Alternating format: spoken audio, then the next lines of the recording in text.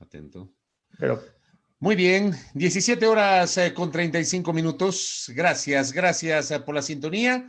Estamos al pie del cañón, al pie de la noticia en este lunes 22 de junio del año 2020, junto a José Antonio Sánchez y quien les habla Fabricio Vela para comenzar con la información correspondiente a la jornada del día de hoy. Iniciamos la semana número 15, José Antonio, amigos y amigas, desde que se declaró la emergencia sanitaria. Si mis cálculos no son incorrectos, hoy es el día 98, es decir, estamos apenas 2 días de cumplir con 100 días desde que justamente comenzó toda esta crisis asociada a la pandemia del COVID-19. Y claro, hay mucho para comentar. Hoy ha sido un día muy vertiginoso, con noticias realmente complejas las que se generaron durante la jornada del día de hoy. José Antonio, bienvenido, qué gusto. hola Fabricio, ¿qué tal amigos internautas? Muy buenas tardes. Empezamos el programa del día de hoy con una noticia que ha marcado sin duda la agenda del día. Para muchos la noticia los ha conmocionado, para quienes han trabajado cerca, como es el caso de Fabricio y yo en TC Televisión, y para otros colegas. Sin embargo, este deceso de Carlos Luis Morales se da en una circunstancia, en un momento donde su imagen pública como político estaba empañada por algunos hechos de corrupción. Ya vamos a tocar mucho de ese tema, Fabri. Quisiera hacer el ejercicio correspondiente que venimos haciendo desde la semana anterior Por favor, respecto los titulares, José Antonio. al punteo de las noticias. Por favor. Algunas las vamos a tocar a profundidad, otras las vamos a dejar porque seguramente ya se conoce bastante del tema. La primera, obviamente, muere Carlos Luis Morales, prefecto del Guayas, a causa de un infarto fulminante. Fiscalía empezó una investigación por su muerte. Lluvias azotan a la región amazónica. Este fin de semana colapsó parte de la carretera que conecta el Pastaza la provincia de Pastaza con Morona, Santiago. Hay un puente que corre riesgo. Esa no es la única afectación hacia el sector de la vía que conduce o que conecte la Suay también con Morona, Santiago. Han habido deslaves, derrumbes y también hay algunos daños materiales, sobre todo, no se ha registrado ninguna víctima mortal. Contraloría predetermina responsabilidades administrativas con destitución y multas en el CNE. La institución de control ordenó la destitución de la presidenta del organismo, Diana Atamaín, entre otras personas. La ley de apoyo humanitario entró en vigencia una vez que ya se encuentra publicada en el registro oficial. Publicada el día de hoy, ¿no? Así es. Esta mañana hubo también un plantón frente al Ministerio de Obras Públicas por parte de empleados de TAME. Ellos dejaron de manera simbólica aviones de papel mostrando su rechazo al cierre de la empresa que llevaba 57 años al servicio del país y también al despido de cerca de 920 personas. La Liga Pro, ya en temas deportivos, la Liga Pro anunció... Ya tiene fecha, ¿no? El reinicio del campeonato de fútbol, ¿no? Mucha gente estará bastante contenta. Vamos a ver cómo se van a desarrollar estos partidos ya en la práctica. Adicionalmente, en Daule, digamos, han detenido o detuvieron a cerca de 20 personas que andaban en plena fiesta móvil encima de una chiva. Sí, de una chiva, que creo que fue la nota más pictórica del fin de semana, pero que demuestra obviamente que la gente no sigue respetando sigue irrespetando el distanciamiento y las recomendaciones de las autoridades. Y digamos, esta noticia de aquí va a originar justamente la entrevista que tenemos el día de hoy, porque siguen las quejas por exceso de cobros en las tarifas eléctricas en el país, principalmente en Guayaquil y en Quito. Hasta ahí el informe, señor secretario. Correcto. Sobre este último tema que ha señalado José Antonio, vamos a tener un diálogo periodístico el día de hoy con el director del ARCONEL, que es la Agencia de Regulación y Control de la Electricidad. No ocurre solamente con CENEL, sino también con las empresas eléctricas del resto del país. Aquí en Quito hay evidentemente casos en los cuales se han notado excesos por parte de, digamos, la facturación. Y es algo, José Antonio, que yo había vaticinado el 25 de marzo, recordando justamente un tuit que ese día había escrito, en el sentido de que casi nadie se daba cuenta de que, obviamente, con el quédate en casa, el confinamiento, para poder precautelar nuestra salud, obviamente ibas a tener un mayor consumo de los recursos en tu hogar, de la electricidad, del agua potable, obviamente, y esto aspiraba a que no se traduzca en un incremento, al menos un incremento más o menos decente. O sea, así como pidieron que los ciudadanos nos quedemos en la casa, yo creo que también por parte de la autoridad, por parte de las empresas públicas que se encargan de proveer de los servicios de electricidad y de agua potable, debía haber también su parte, y lo que aparentemente ocurre es que aquí se han olvidado de la situación económica del país, de la situación económica de mucha gente, y están cobrando 2, 3, 4, 5, 10, 20 veces más del valor promedio que se había pagado. Así que eso vamos a hablar más adelante con el director de Arconel, aquí en Suma al Día por la fanpage de Primera Plana, José Antonio.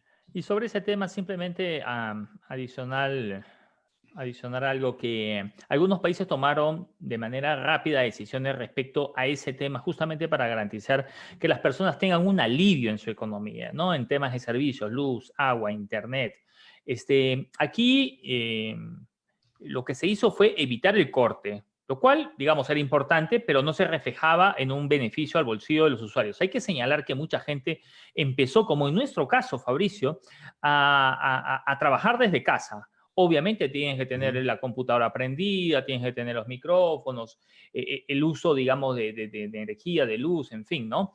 Y eso obviamente hace que incremente la tarifa. Lo vamos a estar conversando seguramente para encontrar algunas respuestas y razones al porqué de la elevación en las tarifas. Correcto. Lo de hoy, José Antonio, y quiero empezar por ahí. A mí me parece que tú y yo vamos a hacer, y estoy seguro que así vamos a ser diferentes, con lo que nosotros... A ver, ¿sí me escuchas bien ahí? Sí, te escucho perfecto. Ya, sí, es que se me había desconectado. Sí, exacto, ahí estamos. A ver, ahí estamos bien, ¿no? Ahí estamos. Correcto, se me había desconectado el micrófono. Estoy seguro que vamos a procurar ser coherentes con lo que pensamos, con lo que hemos venido pensando a lo largo del tiempo.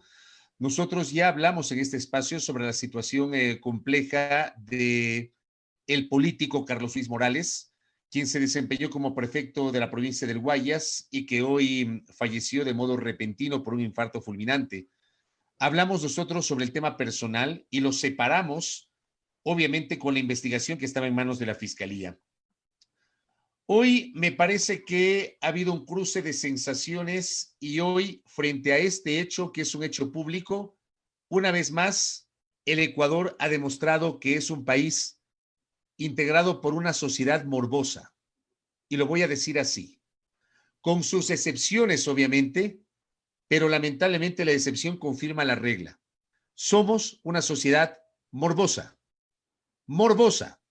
que no respeta el dolor ajeno, que no respeta la muerte de una persona, que piensa que se puede relacionar lo uno con lo otro. Señores, si Morales era culpable o inocente, ese es un tema que deberá ser dilucidado. Todavía debe ser dilucidado por las autoridades de la Fiscalía que llevan adelante una investigación en marcha. Hay una investigación en curso, porque si bien es cierto, murió Carlos Luis Morales, resulta que hay colaboradores de él que están vivos, está su viuda, su esposa, están sus hijos políticos, está la situación de la supuesta relación con el padre de sus hijos políticos, está, digamos, esta investigación asociada a una compañía de papel gerenciada por un hombre humilde del sector de Chongón. Bueno, todo eso tendrá que investigar la Fiscalía. Y todo eso va a seguir. Y claro, todo eso va a seguir. Al final del día. No se agota. Exactamente, el fallecimiento de Carlos Luis Morales no archiva la causa, porque hay otras personas a las cuales están involucradas, de hecho.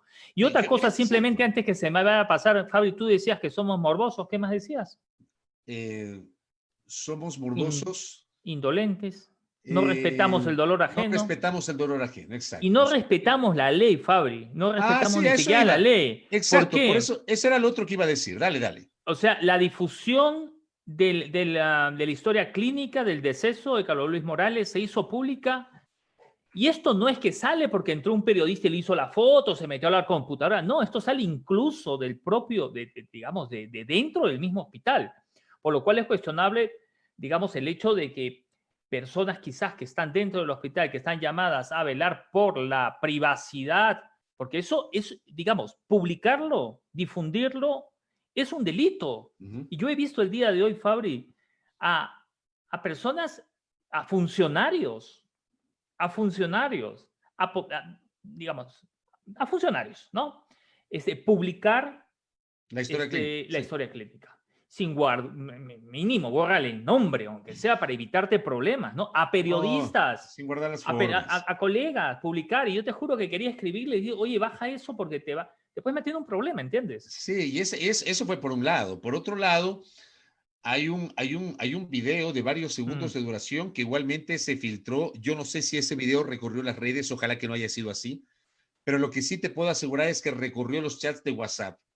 Yo inclusive reaccioné con una sensación de indignación y protesté enérgicamente porque en un chat de periodistas, un colega, estoy seguro que no lo hizo de mala fe, pero terminan siendo errores inadmisibles para nuestra condición de periodista. O sea, los periodistas, por favor, yo siempre he dicho esto, no somos ciudadanos comunes y corrientes, hay protocolos, hay formas que tenemos que seguir, por más que sean chats internos entre los propios periodistas, pero hay mucho morbo que se ha alimentado el día de hoy. Se difundió en un chat, en varios chats, un video que es realmente penoso, lamentable, pero está claro, ese video no lo grabó un periodista, José Antonio, ese video se grabó en el interior de la clínica. Es lo que te digo, ¿entiendes? ¿Quién responde por eso? Está claro que es alguien que estuvo adentro. Claro, son o camilleros, o enfermeros auxiliares, o médicos, o proveedores que están en ese momento adentro, pero un proveedor difícilmente va a tener acceso a ese lugar, al lugar donde yo no he visto el video y no quiero verlo tampoco. Rafa Galeano nos comenta que lo ha visto en redes, o sea que lo que tú decías hace un momentito de que ojalá y no se ha subido a redes, pues no, definitivamente no se ha cumplido. Ahora, esos videos subidos así en redes por lo general no demoran mucho porque siempre son como denunciados y los administradores de las redes suelen bloquearlo y bajarlo. No tan rápido, pero lo hacen. De acuerdo, entonces, por eso ya te decía, José Antonio, hay que separar las cosas. Yo sí pido a los internautas que separemos las cosas. Una cosa es el tema de corrupción. Y digo, cuando uno cuestiona estas cosas, por favor, no se trata de defender un acto de corrupción o que todo muerto es bueno, porque es la típica frase que aquí se utiliza cuando destacas tal vez alguna virtud de una persona que murió. No es que todo muerto es bueno.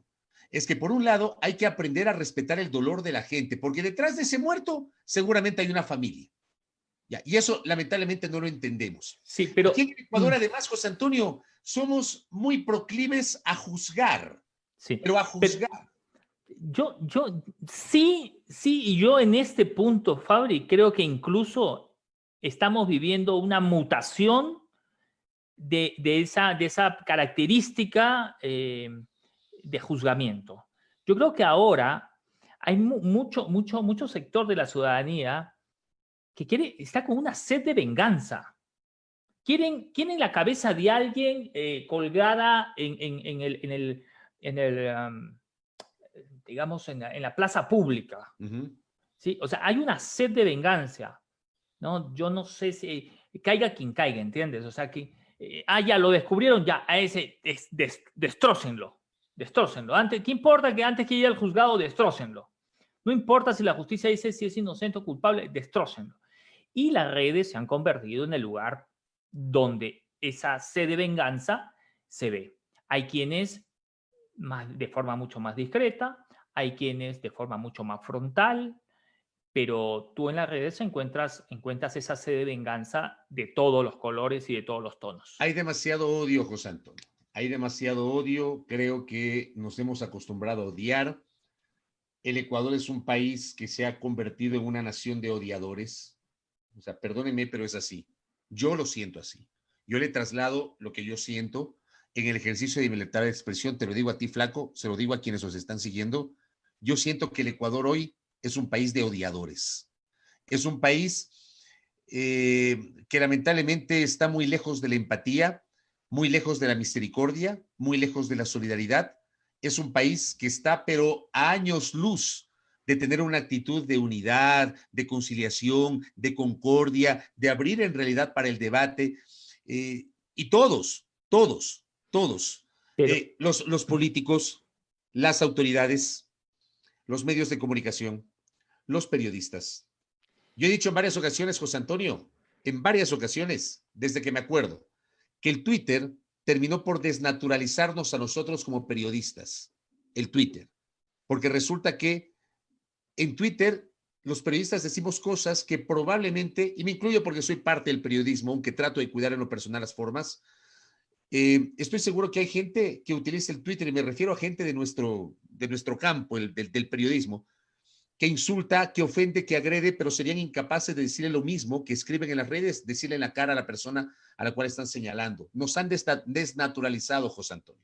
Se ha perdido eso, de verdad. Y aparte, Termina siendo una decepción. y aparte de lo que tú señalas, yo creo que hay una venida menos de la parte de principios, ¿no? Que desencadena o contribuye a que todo esto, digamos, se evidencie de tal forma, ¿no? Temas de honestidad. O sea, cuando tú ves digamos,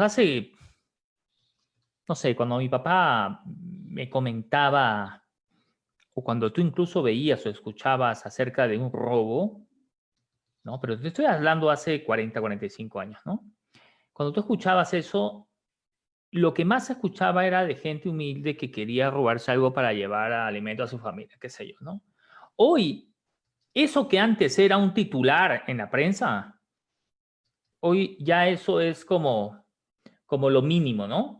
Porque lo que ilustra todas las tapas de los periódicos en muchos países del mundo es justamente el tema de corrupción, pero esa corrupción a gran escala, ¿no? Que no tiene compasión.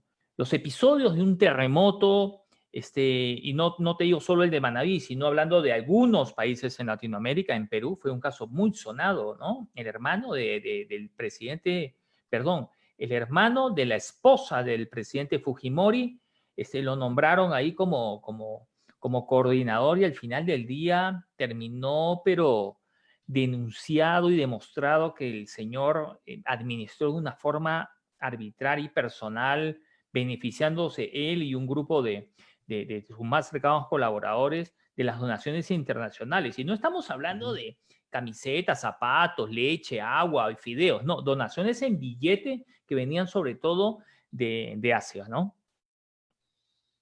Así es. O sea, es triste ver cómo la descomposición, ¿no? O sea, el tema de, no sé, tú ves una institución pública y creerías que es la que te tiene que regir, es la que rige las normas, es la que raya la cancha. Cuando tú dices Ministerio de Agricultura y piensas, no, Ministerio de Agricultura me va a ayudar o va a ayudar al agricultor a que produzca mejor, le va a dar va a viabilizar quizás algunos créditos, van a traer asesoría técnica, va a haber un acompañamiento en el campo.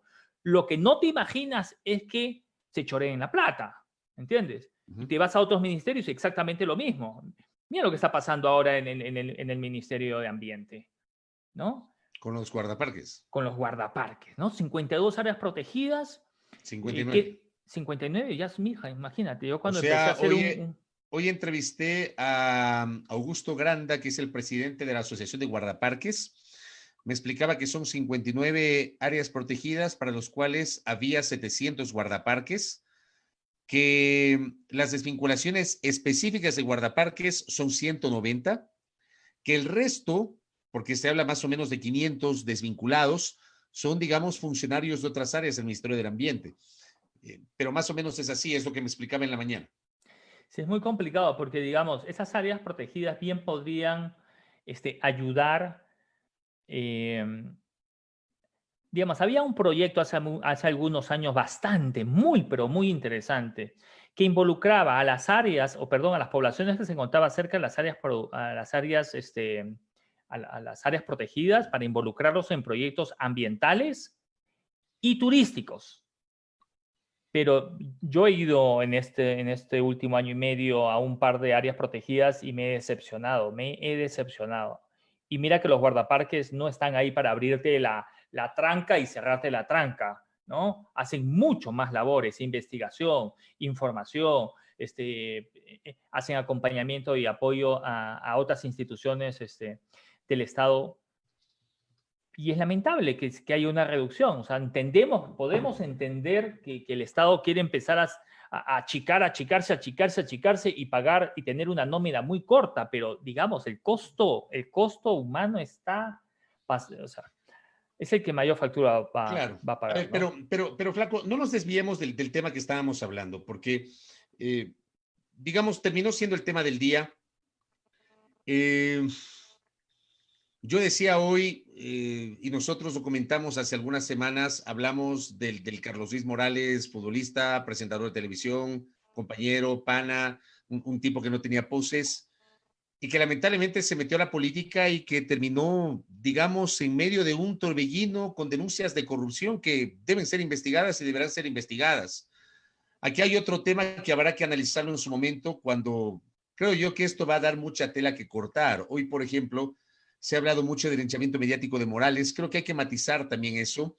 Se ha Yo hablado había mucho hecho, de que Morales fue sentenciado por los medios, que Morales, a ver, cuando yo leí algunos argumentos relacionados con la muerte de Morales, automáticamente se me vino a la cabeza algunos argumentos utilizados por quienes consideraron que la muerte de Julio César Trujillo fue producto de. No sé si me captas lo que quiero decir. O sea, creo que a veces es muy ligero o hay mucha ligereza al pretender generar responsabilidades sobre determinado hecho. O sea, en el caso de Trujillo, incluso hay una persona, Graciela Mora, que está siendo indagada. Le iniciaron la indagación porque ella lideró una protesta en el auditorio de la Corporación Financiera Nacional, donde hoy funciona la Fiscalía, contra el Consejo de Participación Ciudadana y Control Social de Transición en su última sesión, y que supuestamente de esa protesta, que no desembocó en agresiones físicas, que no desembocó en actos vandálicos, ni mucho menos, pero salieron con que fruto de esa protesta la salud de Trujillo se deterioró y que por eso se murió. Y resulta que por eso le iniciaron una indagación previa a la señora Graciela Mora, que luego fue, digamos, fue candidata creo que fue candidata al Consejo de Participación Ciudadana y Control Social definitivo.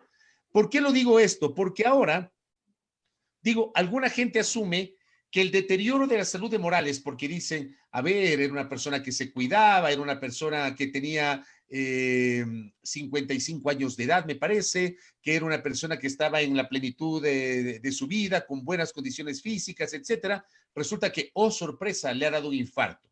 Entonces, alguna gente dice, pudo haber sido producto del estrés, de la presión, pudo haber estado enfermo. Nadie sabe lo de nadie, pero ¿sabes qué, José Antonio?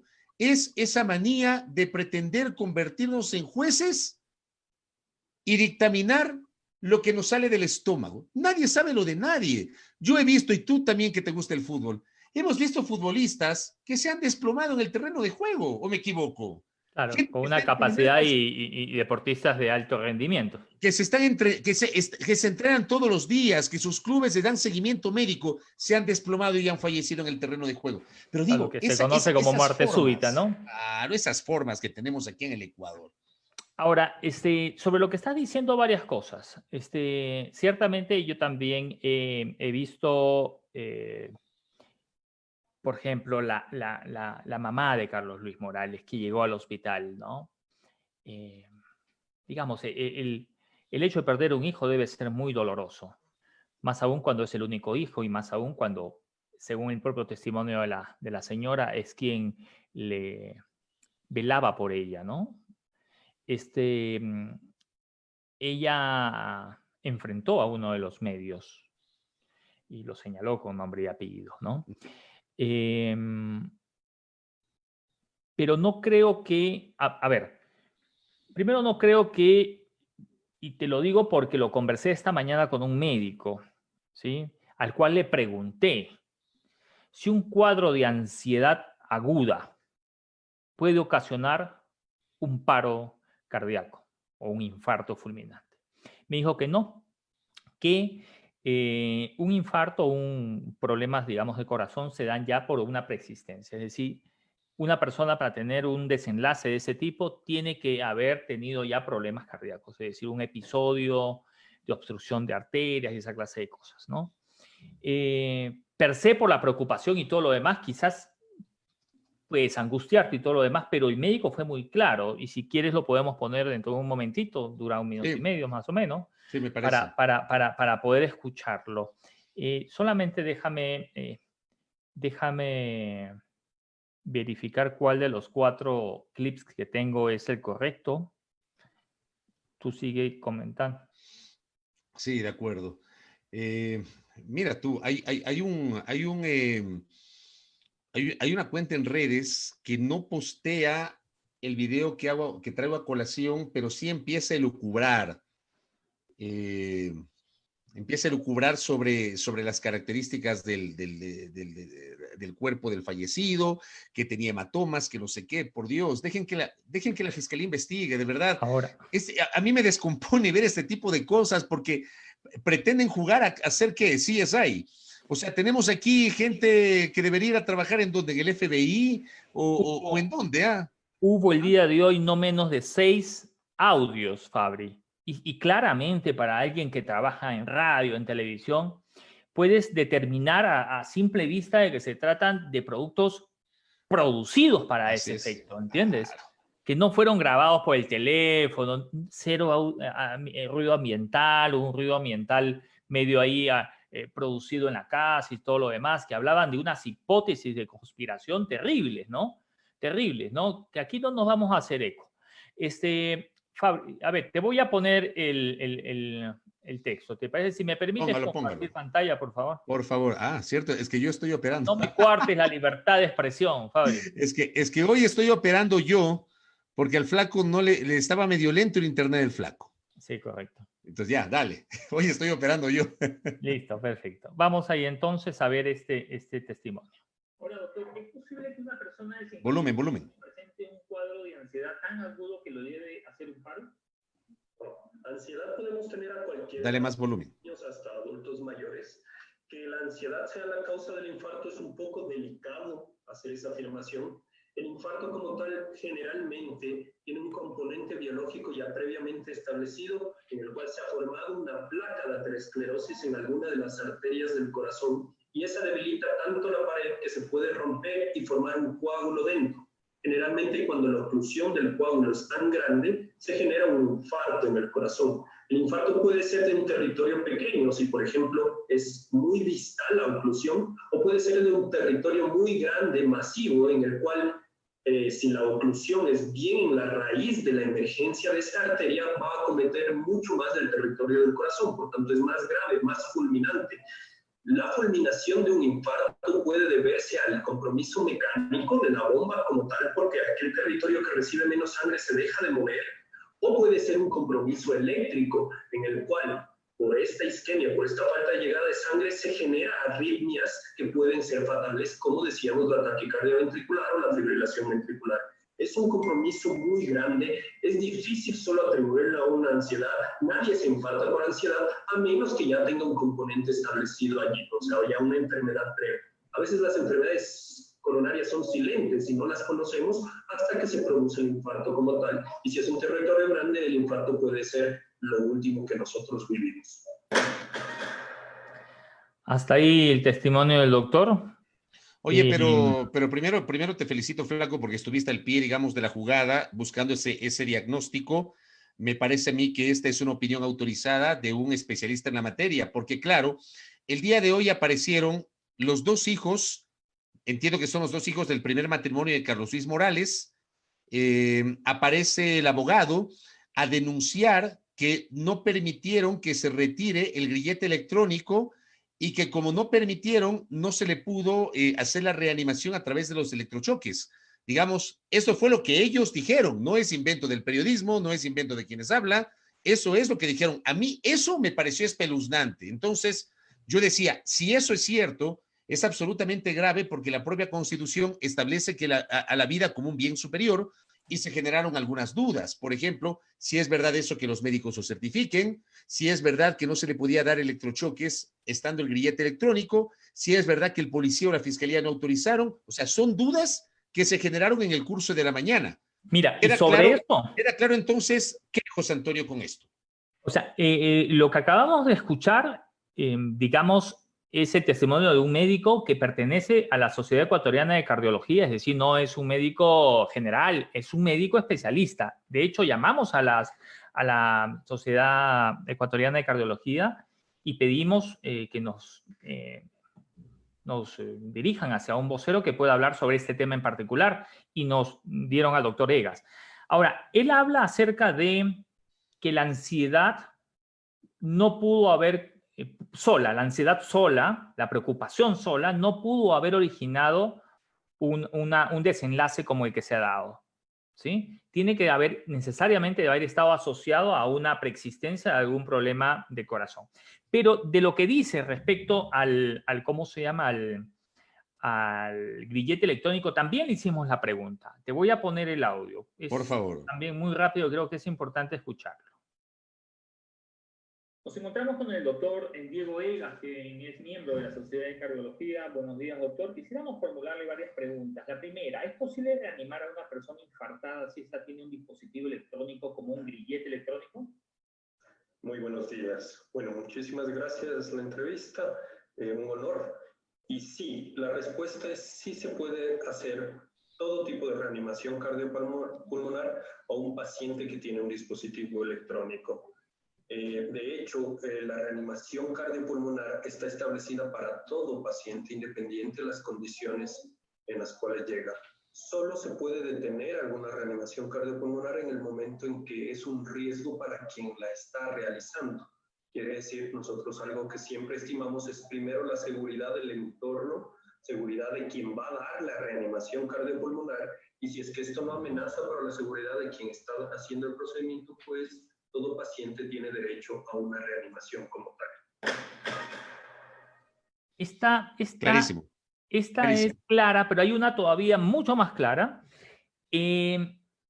Cuando el médico dice solo no se puede dar un RCP o un electroshock cuando la ambulancia está en medio de una carretera o están al filo de una quebrada y se puede poner en riesgo la operación del médico y del paciente. Solo ahí se suspende y obviamente la ambulancia tiene que estar, se tiene que dirigir a un lugar seguro. Pero él incluso en una de las preguntas me dice, José Antonio, me dice, nosotros como cardiólogos hemos dado electroshock a personas que tienen marcapasos, que son mucho más sensibles o funcionan de forma electrónica también. Y si somos capaces de dar en el lugar un electroshock, no se diga con una persona que tiene un grillete electrónico. No hay registro en el mundo que impida que tú le des, digamos, asistencia médica. Además, dicen, y cuando le pregunté respecto a, pero ustedes están autorizados, la ley los faculta, en el caso de que un grillete electrónico pudiese ocasionar daños, la autoridad los faculta, y ellos dicen, el doctor me dice, mire, nosotros nos tenemos que concentrar en salvar la vida. Nosotros no vamos a perder tiempo en sacarle el grillete electrónico. Si eso le pudiese originar, no sé, una quemadura, un cortocircuito, eso es secundario. Primero está la salvar de la vida.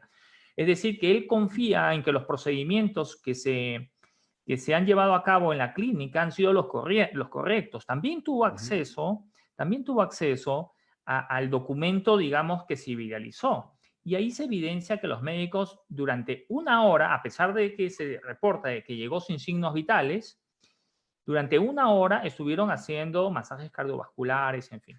Otra cosa, no a todas las personas infartadas, me decía el doctor, se les practica un electroshock, por ejemplo, ¿no? No a todas. O sea, me imagino yo que hay protocolos, no sé, ¿no? Yo no soy médico, no tengo la menor idea de cómo será esto, ¿no? José Antonio, tú acabas de decir algo que me parece a mí termina siendo fundamental para el día de hoy. Primero quiero dar lectura a un mensaje que me escribe el amigo Esteban Yerobi. Gracias, Esteban. Me dice, conversé con mi madre enfermera de muchos años y me dijo que los médicos tienen toda la facultad de retirar cualquier dispositivo, ropa, joyas, esposas o lo que sea cuando se trata de salvar una vida.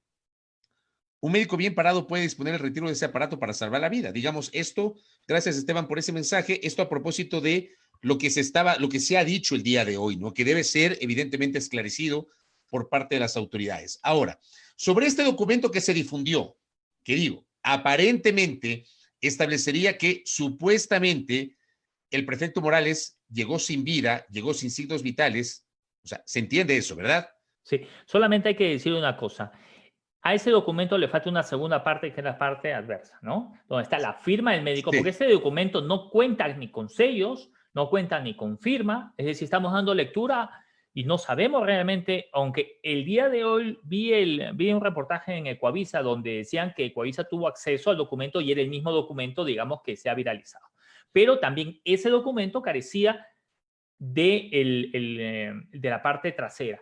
Yo le pregunté al doctor, porque el doctor tuvo acceso, me dijo, él me dijo, no está la parte de atrás. Y parece que en la parte de atrás está la causa de la muerte, que no está en el documento que se ha viralizado y que no contiene esa información.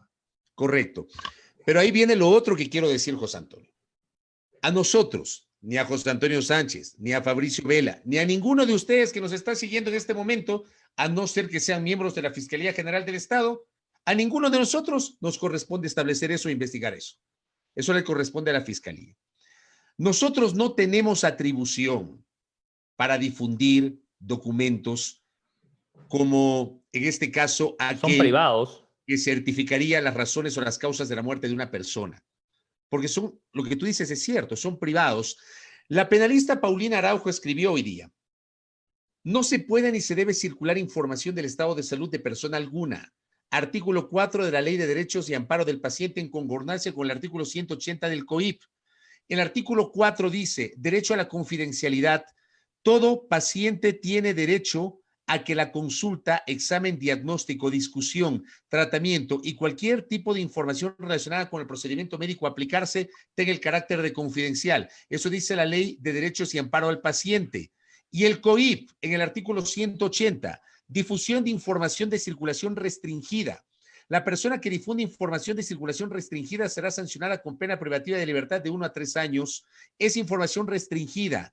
1. La información que está protegida expresamente con una cláusula de reserva previamente prevista en la ley, la información producida por la Fiscalía de una investigación previa, la información acerca de las niñas, niños y adolescentes que violan sus derechos según lo previsto en el Código Orgánico de la Niñez y Adolescencia.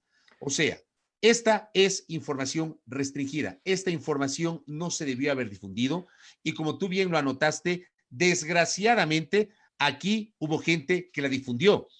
Acá, por ejemplo, también una doctora, la doctora Paula Berdingmen, había escrito, había generado un aporte en su cuenta Twitter. Deja ver si lo puedo ver. Está un poquito la letra pequeña. Déjame ver si por acá lo puedo ver de mejor manera. Solamente déjame decirte que medio país te está escuchando. No creo. Tenemos una muy interesante interacción el día de hoy a propósito de este tema.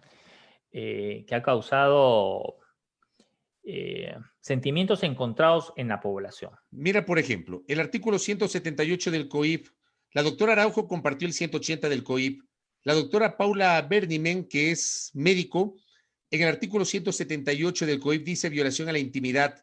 La persona que sin contar con el consentimiento o la autorización legal acceda, intercepte, examine, retenga, grave, reproduzca, difunda o publique datos personales, mensajes de datos, voz, audio y videos, objetos postales, información contenida en soportes informáticos, comunicaciones privadas o reservadas de otra persona por cualquier medio, será sancionada con pena privativa de libertad de 1 a 3 años. Artículo 179 del COIP, revelación del secreto. La persona que teniendo conocimiento por razón de su estado, oficio, empleo, profesión o arte de un secreto cuya divulgación pueda causar daño a otra persona y lo revele, será sancionado con pena privativa de libertad de 6 meses a 1 año. Y de ahí viene el 180 sobre la difusión de información restringida. Señores, amigos y amigas, ese documento que hoy se hizo viral en las redes no debía ser difundido porque es información reservada, por más público que haya sido el personaje. A mí no me vengan a decir que un personaje público no tiene derechos. No me vengan a mí a decir eso. ¿Ya? ¿Tú te acuerdas, Fabricio, al inicio de la pandemia con el ciudadano chino, cuando se viralizó? No sé si la historia fue de él o de la señora. No, de él. Se viralizó de una forma y, claro, salieron las autoridades a decir y a recordar que esto se trataba de un delito. Pero hubo una investigación respecto al tema. ¿Se llegó a determinar quién filtró esa información? ¿Quién hizo pública esa información? No. Y cuando suceden ese tipo de cosas, que se viola la ley, sabes dónde fue, digamos, el lugar, ¿no? Y no se emprende ningún tipo de investigación para sancionar. Esto al final del día termina siendo como un saludo a la bandera. Totalmente. Porque otras personas van a decir, no, si lo hacen a cada momentito y se convierte en algo normal, entre comillas. Totalmente de acuerdo. Bueno, de esto habrá que seguir hablando. Termina siendo el tema del día, va a ser el tema de la semana. yo quiero que se queden con el primer mensaje, al menos el primer mensaje que yo he generado. Dejemos el morbo a un lado. Dejemos la falta de empatía, de solidaridad, sí. Hablemos del tema de corrupción, sí. Pero dejemos que la Fiscalía investigue. Por favor, para eso están las cortes, para eso están los fiscales. Los fiscales investigan y acusan. Los jueces juzgan y juzgan en derecho. Eso debe pasar en un mundo ideal. Dejemos el morbo a un lado. Ya, por favor, ojalá que se entienda el punto que estoy planteando. Pasemos de este tema. A propósito de aquello, solamente para cerrar, decir que la Fiscalía ha iniciado una investigación justamente por el fallecimiento de Carlos Luis Morales, ¿no? Lo publicó temprano en sus redes sociales. Correcto. Dejemos ese tema de lado, que, como digo, este tema habrá que seguirlo conversando en el curso de los siguientes días, porque ya lo tenemos conectado con nosotros al director ejecutivo de la Agencia de Regulación y Control de la Electricidad Arconel, don Bolívar Lucio, que tiene la gentileza justamente de separar unos minutos de su agenda de trabajo para atender este reporte de nuestro programa Zoom al Día por la fanpage de Primera Plana, porque claro, ya que aprovechar ahora mismo que tenemos una muy interesante visualización en nuestra transmisión de Facebook Live, porque hay una serie de inquietudes respecto de las tarifas de consumo de energía eléctrica asociadas a nuestro quédate en casa. O sea, el quédate en casa de alguna manera se tradujo en unos cobros realmente espeluznantes en algunos casos. Yo mencionaba el caso de una colega, de una presentadora de Guayaquil, que reportaba que le había salido una factura sobre los $2,000, una cosa de locos. Don Bolívar Lucio, ¿cómo está usted? Gracias por atendernos. Buenas tardes. Muchísimas gracias por la gentil invitación.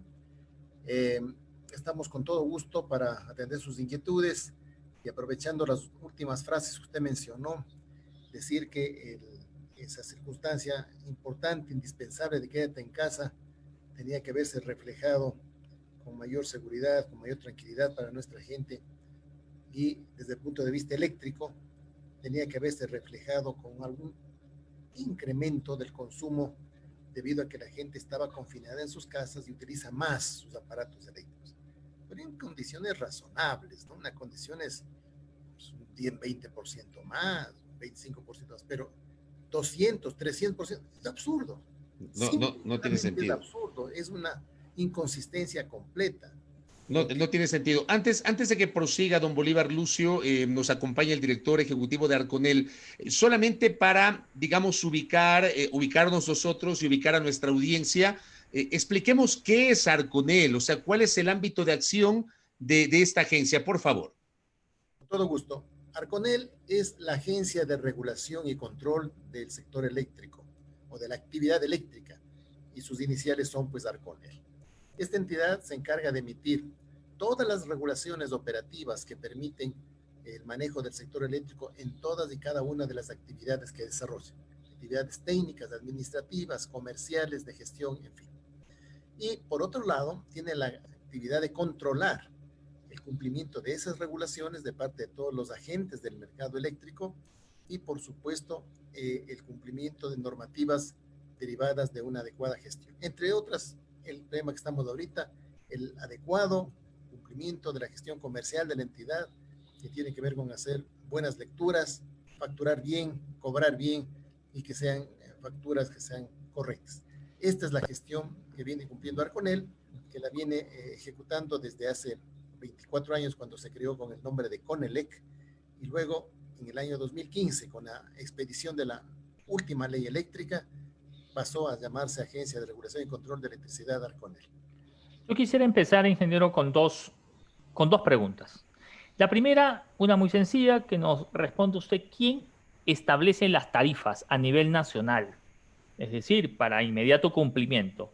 Y si en cada una de las empresas, que hay varias en el país, tienen digamos, la potestad de subirlas o bajarlas según sus costos operativos, su inversión o alguna otra característica singular que permita que haya una diferencia entre la sierra, la costa y el oriente, por ejemplo. Su pregunta es absolutamente pertinente. Para tranquilidad, la Agencia de Regulación y Control es la entidad que por ley tiene la potestad de fijar los costos del servicio de energía eléctrica y en consecuencia los precios de los mismos que en definitiva son lo que se denominan las tarifas. Punto 1. Punto 2. Estas tarifas tienen la característica de ser únicas a nivel nacional. En todas partes del país cobran y deben cobrar en forma exactamente igual para todos y cada uno de los diferentes tipos de clientes.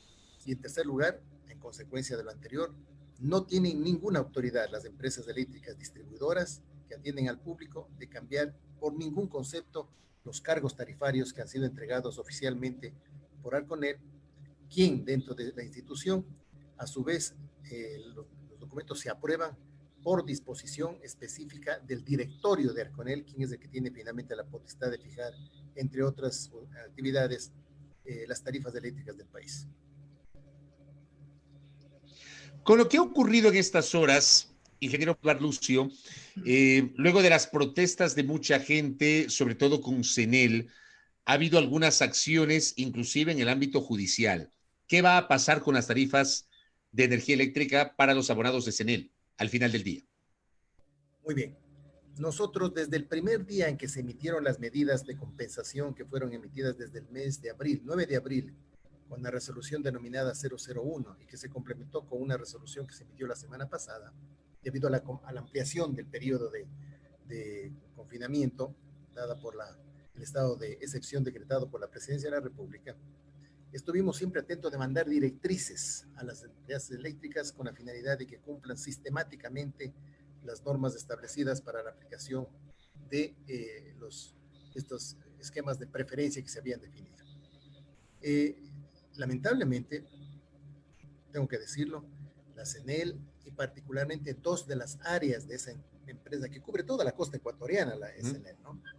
Dos de las áreas, la que atienden a Guayaquil, la que atienden a las zonas de Durán, de San Borondón, que se llama la unidad de negocio Guayas de los Ríos, han cometido errores en la aplicación del procedimiento establecido para la facturación y eso ha motivado la reacción ciudadana.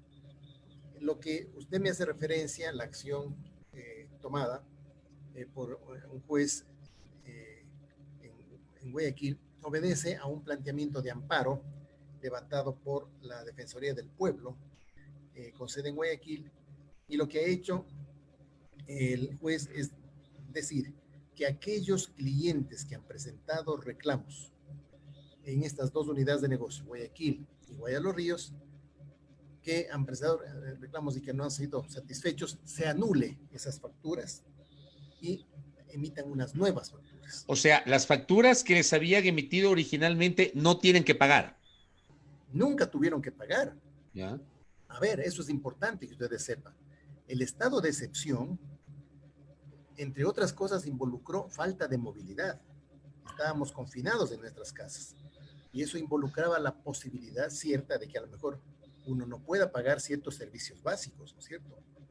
Y por eso es que en la disposición que dio Arconel se decía, no corten el servicio a nadie. No hay autorización para cortar el servicio a nadie porque no pague. Entendíamos que no era porque no querían hacerlo, sino que no podían. Y en segundo lugar, decíamos, los clientes que por esa razón no puedan pagar van a acumular un consumo, ¿no? 2, 3, 4 meses que no puedan pagar. Ese pago no estaban obligados a hacerlo de una sola, sino que se podía diferir hasta 12 meses el pago acumulado. Voy a poner un ejemplo, señores. Si una persona pagaba $20, digamos con el incremento de consumo por estar encerrado haya subido a $25, por 4 meses, $100. Muy bien, esos $100 no tenía que pagar en el mes siguiente, una vez que se levanta este periodo de contado. Esos $100 tenía que diferirle en 12 meses, si es que así quería el abonado. Es decir, para ir a unos $8, qué sé yo, extras a más de la planilla normal que tienen que cancelar. Eso está definido y está en vigencia. Y no puede la empresa eléctrica someterle a obligarle a querer pagar de golpe todo, cuando eso no es la disposición, y además es aplicable desde el mes de marzo. No puede hacerse ningún tipo de excepción, y por supuesto el cliente es el que va a decidir. No, yo quiero pagar a contado. Muy bien, señor, pague. O yo quiero pagar en 6 meses, o quiero pagar en 9 meses. Ellos deciden, ¿no? La empresa solamente tiene que aceptar el requerimiento del gerente mediante un procedimiento muy sencillo, que no involucre ningún tipo de análisis, ni de investigación, de crédito, nada. Directamente, atender lo que el cliente solicite. Ok, Esto seguramente va a ocasionar de que muchísimas personas, porque tengo entendido que el comunicado advierte que las personas tienen que ir a poner su queja, su protesta a las oficinas eh, donde se factura. ¿Qué pasa con aquellas personas que no quieren salir todavía de casa o no quieren, digamos, estar cerca de donde hay tumulto de personas? ¿Pueden hacerlo quizás a través de mecanismos en línea? Pero por supuesto, pero por supuesto, esa fue la disposición que tenían las empresas eléctricas. No tiene por qué obligar a la gente a que vaya a ventanilla a presentar su reclamo. Entonces, por esa razón, las empresas eléctricas tienen que difundir con absoluta claridad, con absoluta, difundir con mucha amplitud el mecanismo que tiene que utilizar el cliente para conectarse. Si es por el teléfono, si es por una dirección electrónica, por el método que sea, que quede bien claro para el usuario cómo tiene que actuar. Y más aún, en el procedimiento, nada te está pidiendo datos muy especiales. Da su nombre, en el mejor de los casos la cédula, y hay un código único que se aplica, que está constando en las planillas de cada abonado, y suficiente. Telefónicamente o por correo electrónico dice, yo quiero pagar en 3 meses mi deuda de tanto que me han indicado, perfecto. La empresa, si es del caso, pues puede mandar un correo electrónico diciendo, señores, hemos aceptado, o sea, no es que han aceptado, ha quedado registrado su requerimiento y así vamos a operar. Más adelante, cuando haya tiempo, cuando sea posible el contacto, pues podrán firmar algún documento que sirva de constancia, que respalde ambos lados, ¿no? Esto fue lo que acordaron, en el plazo pagarse y listo. Pero no hay ninguna obligación de estar presente haciendo ese planteamiento, ¿no? Ya, para tener un poco de idea, ingeniero Lucio, ¿cuánto cuesta el kilovatio hora sin subsidio? O sea, si no tuviésemos que subsidiar o el Estado no tendría que subsidiar, ¿cuánto costaría el kilovatio hora? Tengo en cuenta que el promedio, digamos, de lo que uno paga a la ciudadanía son 10,5 centavos, promediando el de la tarifa de la dignidad, comercial, industrial y residencial. Confírmeme si esto es así y cuánto sería realmente el pago sin subsidio. Porque claro, desde el año 2015 hasta la actualidad, el Ecuador ha puesto en operación un sinnúmero de hidroeléctricas. Y claro, la ciudadanía se pregunta y dice, pues si tenemos tantas hidroeléctricas en el país, ¿por qué pagamos una electricidad cara? Por favor. Voy a la pregunta directamente. Si es que el precio estuviera reflejando exactamente lo que cuesta, en términos de eficientes, ¿no? Sin incluir ineficiencias o sobrecostos inapropiados, estaría costando alrededor de 15 centavos por kilovatio hora. El Estado ha decidido subsidiar desde algún tiempo atrás, otorgando subsidios implícitos, no cobrando IVA, no cobrando aranceles, dando una serie de circunstancias que permitan bajar el costo, y ese costo con este subsidio implícito está en 9.5 centavos por kilovatio hora. 9.5. Los precios, que vuelvo a insistir, son lo que se denominan las tarifas, lo que hacen es, a ver, yo he calculado todo lo que me cuesta generar, transmitir, distribuir y comercializar la energía eléctrica, esto suma 9.5. Lo que yo pueda cobrar o deba cobrar a la población, a los clientes, debe llegar a 9.5 para poder cubrir los costos, ¿no es cierto? Y eso es lo que se está haciendo. Ahora, lo que ocurre es de que dentro del esquema tarifario que está planteado en el país, no se dice, a ver, todo el mundo me paga 9.5 y se acabó. No, porque hay subsidios que están adicionalmente otorgados. Por ejemplo, para 1,5 millones de personas que tienen un consumo que no supera los 120 kilovatios hora en la sierra y 130 en la costa, el precio que se les cobra es 4 centavos. Los que consumen de esos niveles, de los niveles de la tarifa de la dignidad hasta 500, pagan precios subsidiados más bajos que los 9.5, más bajo que 9.5. Y solamente los que están de 500 kilovatios para arriba comienzan a pagar valores más altos para poder justamente compensar. ¿Que llegan hasta cuánto? Esos precios no importa si son residenciales, industriales o comerciales. Solo de los residenciales. Ok. Este tema se produce solo con los residenciales.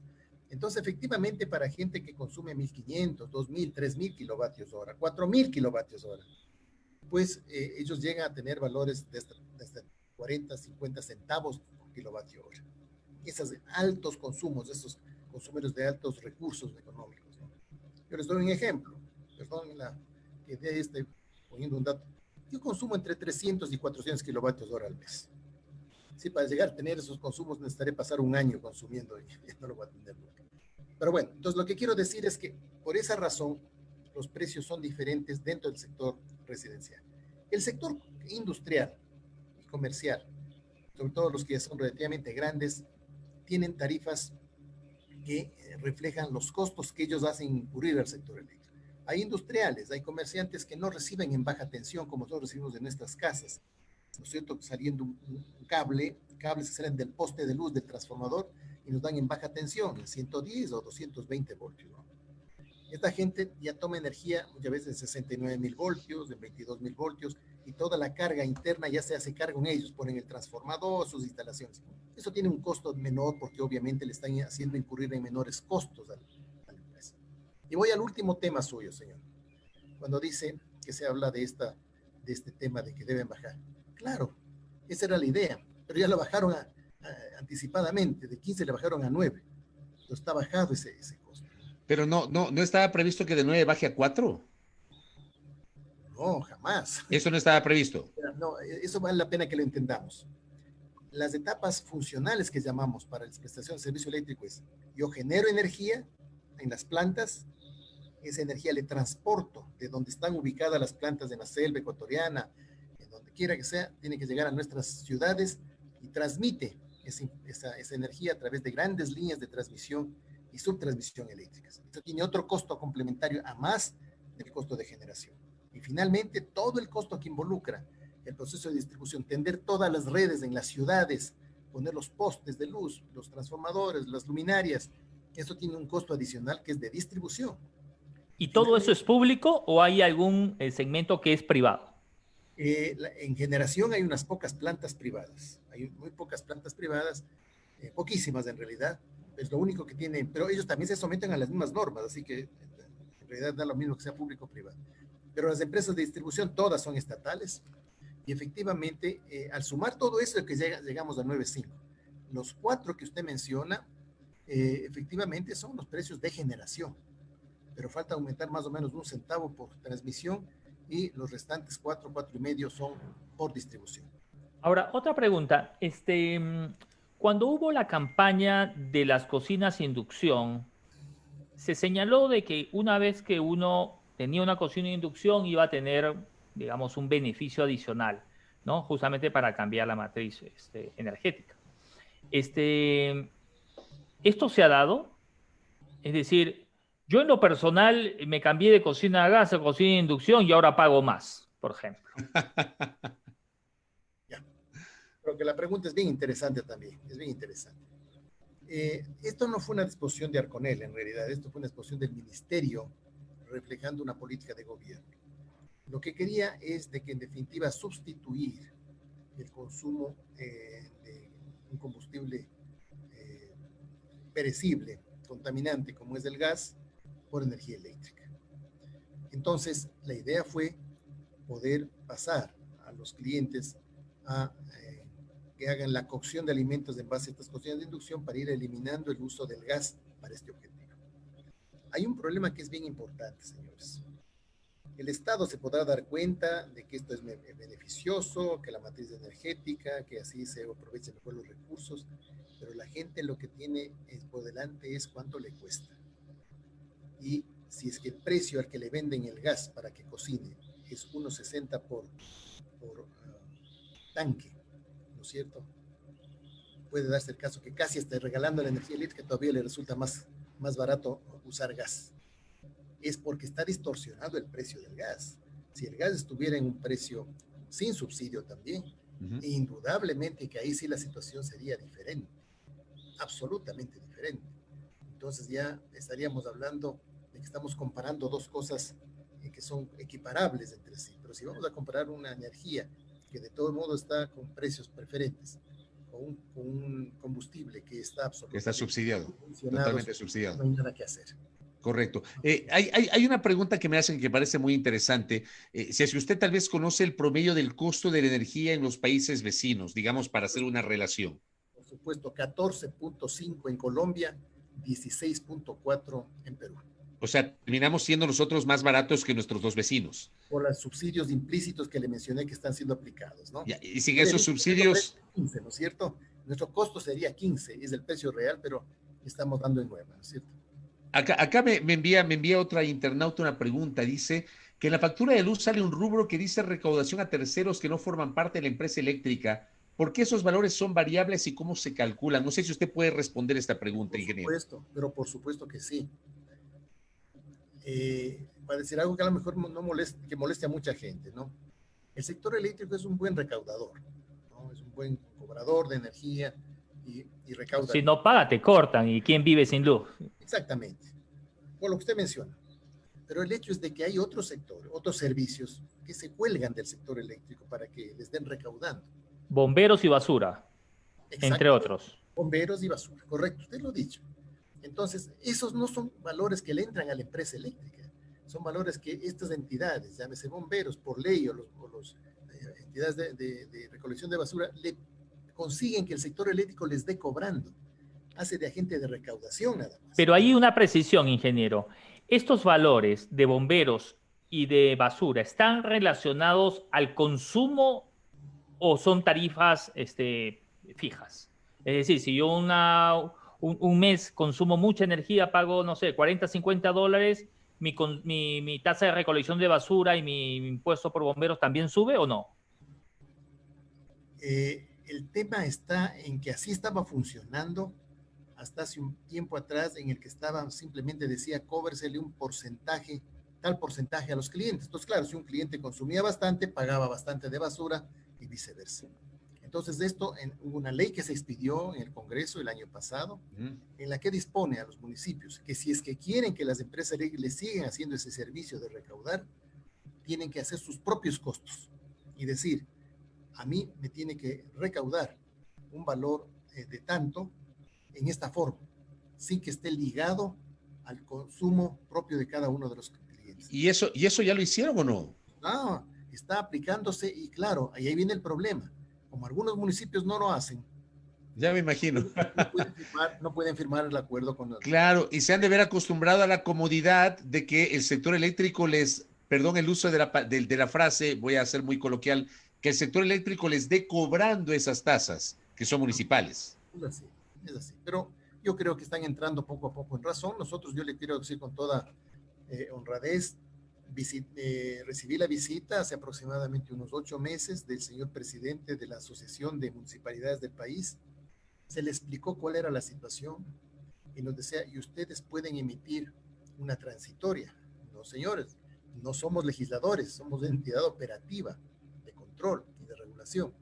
Pero lo que ustedes sí pueden hacer es lo siguiente, ustedes tienen firmado un contrato con las empresas eléctricas. Esos contratos, como ustedes saben, es obligatorio para las partes. Lleguen a un acuerdo entre ustedes y establezcan un plazo, 6 meses más, qué sé yo, para ustedes poder darse el tiempo de hacer el estudio y una vez que tengan ese estudio, simplemente nos indican cuánto es lo que ha quedado y uno lo incluye como un valor específico que tienen que cobrarse como parte del proceso de recaudación de terceros. Pero es eso, no es para el sector eléctrico eso, ¿no? Lo perjudica más bien, la imagen se perjudica con estos claro. Porque la gente lo que está viendo es el último renglón de la planilla, no cómo está compuesto, ¿no es cierto? Y tenemos ese problema. Ahora, ingeniero, esta pregunta no me la van a perdonar los internautas si no se la hago. ¿Cuánta razón hay que los Bucarán son amos y señores de las eléctricas en Guayaquil? No conozco, también sería absolutamente especulativo de mi parte. ¿Ha escuchado usted eso? He escuchado, sí. Es además una información pública, que es la que yo puedo repetir, ¿no? Hace, no sé, un par de años, 2 o 3 años, hubo un técnico una persona que fue nombrada como gerente de la CENEL a través de diferentes medios. Se hicieron reclamos en la línea que usted está manifestando y el hecho es que esta persona salió, renunció, ¿no? Como que estaba muy identificado con el grupo que usted menciona. Pero aparte de eso, no he conocido más formalmente y no puedo pronunciarme sino con hechos bien objetivos y que estén a mi cargo y mi control, ¿no? ¿Y quién pone a los gerentes? ¿Cómo es el proceso? Nominalmente, el que tiene que nombrar son los directorios de cada una de las entidades. Aquí hay, en definitiva, dos grandes grupos de empresas, ¿no? Las empresas que son EP, que se llaman empresas públicas, y en el sector distribución hay una sola empresa EP que se llama CENEL, que cubre todas las empresas de la costa ecuatoriana. Las que antes eran en 8 o 9 empresas en la costa del Ecuador, ahora es una sola empresa que se llama CENEL, y lo que antes eran las empresas eléctricas son lo que se denominan unidades de negocio. Y este CENEL tiene dos unidades adicionales pequeñas, una en la provincia de Bolívar, es en la sierra ecuatoriana, y la otra en la provincia de Sucumbíos. Estas son las entidades que están a cargo de la CENEL. Esta CENEL EP tiene un directorio, ¿no es cierto? Y ese directorio es el encargado de nominar al gerente de la CENEL. En el caso de las empresas que están ubicadas en la serranía, son empresas que todavía mantienen el estatus anterior, que era una empresa de carácter sociedad anónima, pero que son fondos públicos y efectivamente ahí los directorios son algo diferentes a los que tiene la CENEL. Y el hecho es de que en las empresas de la sierra ha habido bastante más estabilidad de sus directivos y en la CENEL en menor cantidad. Ingeniero, solamente le voy a dar la vuelta a la pregunta. ¿Es posible que si alguien quisiera recomendar a un gerente de la empresa CENEL, de la empresa de la EP, lo podría hacer? Es decir, si alguien tendría un grado de influencia, ¿podría poner a un gerente en esta empresa? No le puedo dar esa respuesta, no me consta, no lo sé. Efectivamente, no tengo O datos. sea, no le digo que sea, le digo si es posible, si sería posible. Digamos, ¿sería fácil por cómo está organizado el directorio o no? En el directorio, para su referencia, el directorio de la CENEL, me refiero, está presidido por el ministro de Energía o el viceministro de Electricidad, ¿no? Hay un representante de esta entidad que se llama Coordinadora de Empresas Públicas, la EMCO, y está un representante de esta entidad que se llama ahora Planifica Ecuador, que antes era la CENPLAT, la que se encargaba de la planificación nacional. Esos conforman el directorio de este. O sea, son 3 votos o 3 personas que integran el directorio que pertenecen al Estado. Es decir, si una persona afín al Estado podría ser recomendada, estas 3 personas deberían dar su visto bueno para que sea y se posesione. Supongo, no puedo dar ninguna fe, no me consta de eso, entonces no puedo pronunciarme, infelizmente. Ese dato no está a mi cargo, ¿no? Ingeniero, para ir cerrando este diálogo, agradeciéndole por su tiempo, me escriben de Galápagos, el colega periodista Carlitos Macías, y me pide que le pregunte lo siguiente. ¿Por qué el costo es igual en Galápagos que en el continente? Debería ser menor porque tenemos el eólico de San Cristóbal, el de la Isla Baltra, el proyecto Sistema Híbrido Isabela, el fotovoltaico en Santa Cruz, paneles solares en Floreana. ¿Qué le parece a usted este comentario que hace nuestro oyente, nuestro internauta? Es verdad que tienen esas instalaciones, pero de todas maneras son insuficientes para abastecer la demanda de la zona. Por esa razón se requiere tener todavía equipamiento de centrales térmicas que tienen un costo elevadísimo y que tienen que ser transportadas desde el continente el combustible para poder operar allá. Punto 1.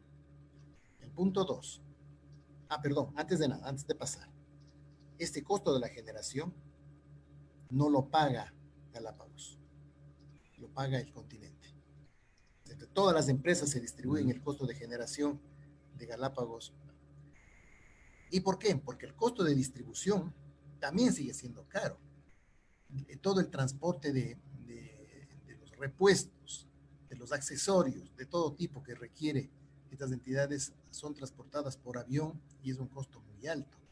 Y además, ustedes seguramente han estado en Galápagos, el nivel de vida es muy alto en Galápagos. Claro, claro, Es muy claro. alto. Entonces ustedes, mire, voy a dar un ejemplo medio burdo, ¿no? Una Coca-Cola cuesta $4, ¿no es cierto? Una Coca-Cola pequeña. Es porque el costo de la vida es muy alto en Galápagos. Entonces los sueldos también son altos y entonces el costo de distribución, en definitiva, igualmente es mucho más alto que en el continente. Entonces, no es que en realidad sea una situación más barata y al contrario. A tal punto digo que es tan alto que para que pueda ser manejable relativamente este tema a nivel de Galápagos, todo el costo de la generación lo paga el continente. Claro, solamente para cerrar y concluir con lo que dice nuestro invitado, en Galápagos se establece un índice de precios al consumidor que se llama IPC, que El está en el orden 1.6 me parece, ¿no? 1.83, me parece Ah, que ya, es ok. ahora. Es decir, todo cuesta 83% más, si se quiere, ¿no? En muchísimas cosas. No tanto, una Coca-Cola, lo han estafado a usted con una Coca-Cola en $4, ingeniero. A lo mejor compré una familiar y no me di cuenta. Capaz pidió una de 3 litros y se fue llevando una de medio litro equivocadamente. Claro. Ingeniero, gracias por el tiempo, por esta explicación, evidentemente. Le cuento que hay mucha inconformidad de varios de los internautas, de todas maneras, digamos, es un tema social, hay preocupaciones sobre las planillas, le cuento que no solamente es en él, aquí en Empresa Eléctrica Quito también en las últimas 48 horas se ha generado mucho malestar sobre los valores, porque uno siente también, ¿no? Se ha tratado de quedarse en la casa, de respetar el aislamiento, de hacer el teletrabajo, y resulta que 3 meses después nos emiten unas facturas, pero horrorosas, ¿ah? Sí, yo quisiera concluir igualmente agradeciendo la gentileza de ustedes, quedarme a su disposición cuando crean conveniente, convidarme para conversar de algún tema relacionado con el sector eléctrico con todo gusto. Y solamente mencionar lo siguiente, vean, señores. Yo estoy absolutamente de acuerdo con toda la población que si es que me van a cobrar un asunto que no es correcto, tienen derecho a protestar. Y nosotros tenemos la obligación de hacer valer esos derechos de los clientes porque esa es nuestra misión como entidad de control del sector eléctrico. Lo que sí es importante que ustedes tomen en consideración es que desde hace, no ahora, hace como 40 años, el tema de las tarifas eléctricas se ha vuelto un tema extremadamente mediático y absolutamente politizado. Ustedes estarán conmigo que hay un producto que sí es muchísimo más trascendente para la vida humana, que es el agua. Uno puede durar unos 3, 4 días sin comer, pero sin agua 2 días está muerto, ¿no es cierto? Entonces, y sin embargo, no tiene tanta trascendencia el precio del agua, las tarifas del agua, como lo tiene la energía eléctrica. Está un tema absolutamente politizado y utilizan como mecanismo. Es decir, parto de la premisa que si es que las tarifas eléctricas, parto de la premisa que las tarifas no pueden cobrar algo que no sea lo justo, eso es como condición sine qua non. Pero siempre hay una gran sensibilidad de la gente al tema de las tarifas eléctricas y están siempre preocupados de ese tema. Y naturalmente se prestan para eventuales manejos y promociones fundamentalmente políticas.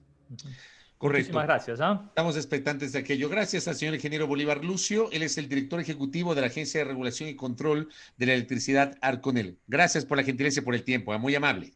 A ustedes, muy gentiles. Hasta luego.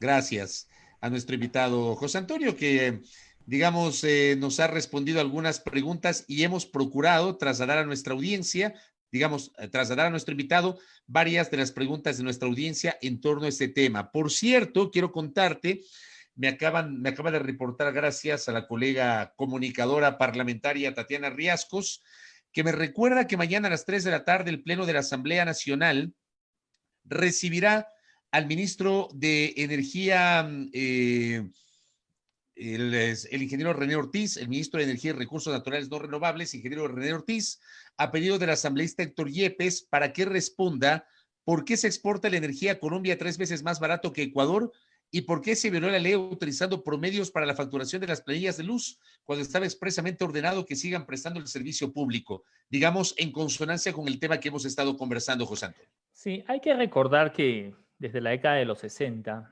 digamos, las generaciones se acostumbraron a recibir el subsidio en gasolina, en gas, en electricidad, en teléfono, en agua. Es decir, y hoy que de alguna forma empezamos a ver, mira lo que acaba de pasar con el tema del combustible, ¿no? Le han quitado el subsidio y vamos a ir viendo, quizás no ahora, pero vamos a ir viendo quizás en los próximos meses cómo ese combustible se va a incrementar. No creo que le quiten el subsidio al gas porque, digamos, es un harakiri político. Yo no creo que algún político vaya a tomar esa decisión. Se cayó Bucarán por eso.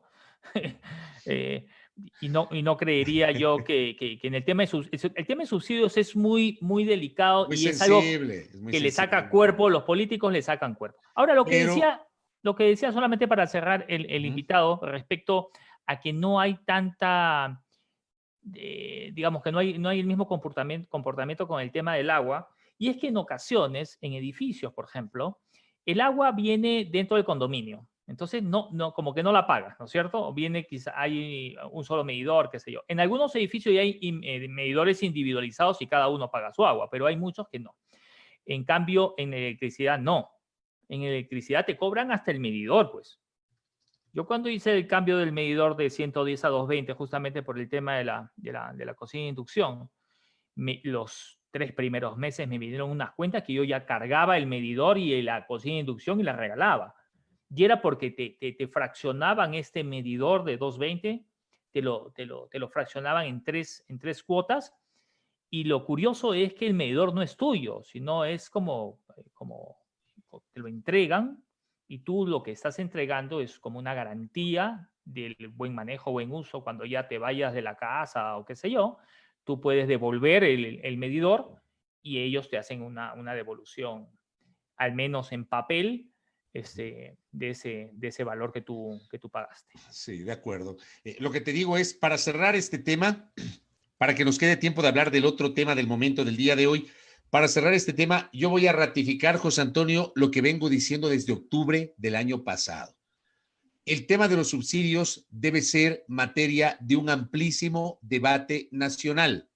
Amplísimo debate nacional sobre lo que pagamos los ecuatorianos, dependiendo del estrato social. A ver, no nos perdamos. Aquí hay gente que necesita el subsidio y aquí hay gente que recibe un subsidio sin necesitarlo o sin merecerlo. Y eso se aplica al gas de uso doméstico, se aplica a las gasolinas y se aplica a la electricidad.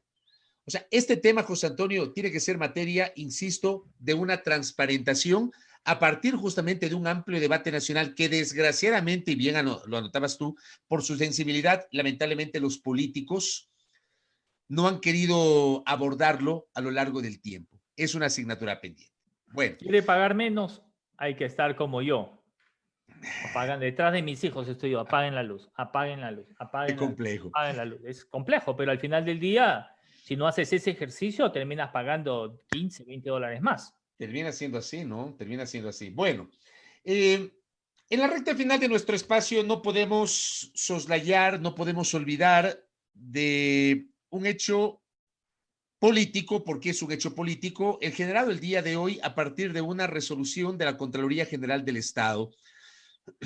Tengo aquí la resolución, voy a compartirla, José Antonio, con tu venia, la voy a compartir con nuestra amable audiencia para, con base justamente en esta revisión, hacer un análisis sobre el contenido justamente de lo que dice esa resolución de la Contraloría. Se ve, ¿verdad?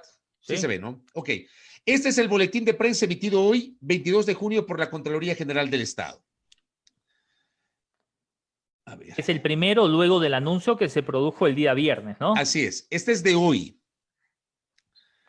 Lo del viernes ya lo comentamos. Hubo una decisión de la Contraloría, se emitió un informe, un examen especial, y dispuso la Contraloría al Consejo Nacional Electoral que elimine del registro electoral a 4 organizaciones políticas.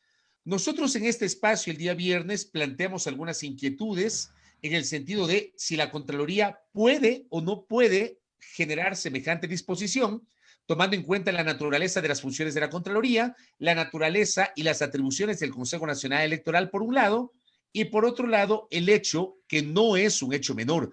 De hecho, es el tema central Desde el 12 de marzo, el Ecuador, amable audiencia, se encuentra en periodo electoral. ¿Qué significa esto? Que desde el 12 de marzo la máxima autoridad en esa materia es el Consejo Nacional Electoral. Planteamos estas dudas, José Antonio y quien les habla, con base en aquello. El día de hoy, el tema ha ingresado en un escenario mucho más complejo, mucho más polémico. En este comunicado dice, la Contraloría predetermina responsabilidades administrativas con destitución y multa en el Consejo Nacional Electoral. Vamos a la parte pertinente. Dice, se ha constatado el incumplimiento de las mencionadas recomendaciones. ¿Cuáles son las recomendaciones? Realizar acciones tendientes a considerar y vigilar la situación legal de los movimientos políticos, Justicia Social, Libertades Pueblo, Podemos y Fuerza Compromiso Social.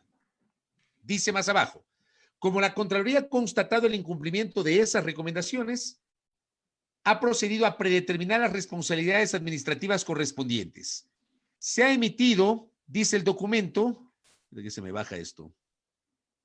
Ok, se ha emitido los oficios de predeterminación de responsabilidades con multa y destitución para Diana Tamaín, presidenta del Consejo Nacional Electoral, José Cabrera y Estela Cero, consejeros del CNE, por permitir que los mencionados movimientos políticos continúen inscritos y mantengan su personería jurídica, incumpliendo requisitos constitucionales y legales, señalados en la recomendación de la Contraloría General del Estado, que estableció las irregularidades que invalidan su registro.